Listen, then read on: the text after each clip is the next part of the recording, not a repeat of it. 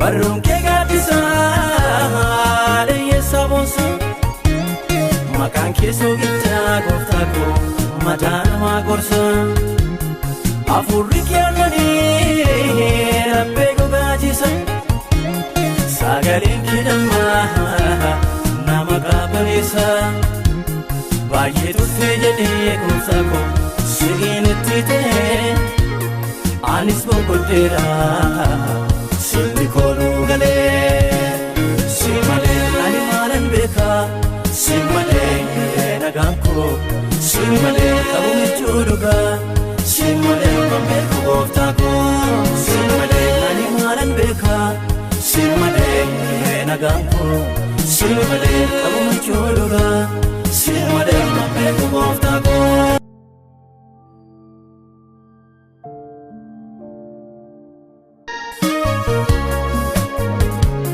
Barroon kee gaaddisaa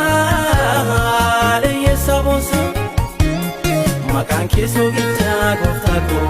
mataa namaa gorsaa hafuurri kee aannanii rabbee gogaachisa sagaleen kee dammaa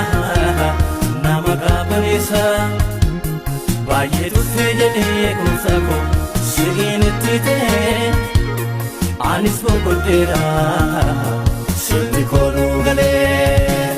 si malee ani maalan beekaa si malee nagaan koo si malee qabu michuu dhugaa si malee waan beeku gooftaa koo si malee ani maalan beekaa si malee nagaan koo si malee qabu michuu dhugaa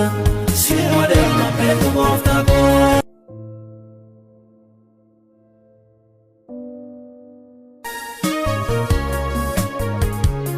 Barroon kee gaaddisaa leeyyeessaa boonsaa maqaan kee soogiddaa gooftaa koo mataa namaa gorsaa hafuurri kee aannanii rabbee gogaachisa sagaleen kee dammaa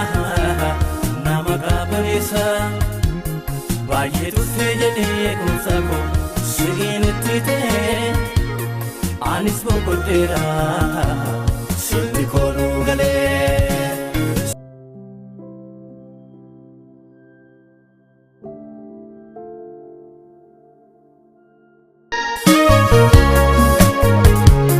Barroon kee gaaddisaa leeyyeessaa boonsaa maqaan kee soogiddaa gooftaa koo mataa namaa gorsaa hafuurri kee aannanii rabbee gogaachisa sagaleen kee dammaa nama qaabareessa baay'ee turtee jedhee gooftaa koo si'iin itti ta'e anis boqoddeera. Silti kooluu galee si malee ani maalan beekaa si malee nagaan koo si malee qabu michuu dhugaa si malee waan beeku gooftaa koo si malee ani maalan beekaa si malee nagaan koo si malee qabu michuu dhugaa